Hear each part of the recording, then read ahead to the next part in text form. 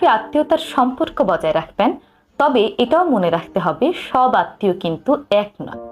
তাই এই 4টি কথা যদি আপনি আপনার আত্মীয়দের জানান তাহলে আপনি বিপদে পড়তে পারেন। 1 নম্বর, আপনার আর্থিক অবস্থার কথা। কখনোই আপনার আর্থিক অবস্থার কথা আপনার আত্মীয় স্বজনকে জানাবেন না। আপনি যদি খুব দরিদ্র হন তাহলে সেটা বুঝতে দেবেন না।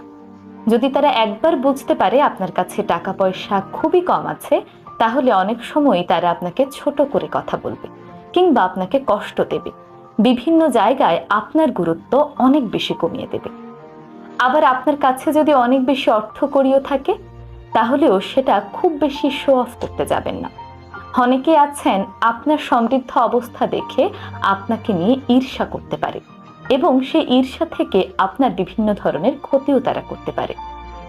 2 নম্বর, স্বামী স্ত্রীর পারিবারিক কথা। কখনোই আপনার এবং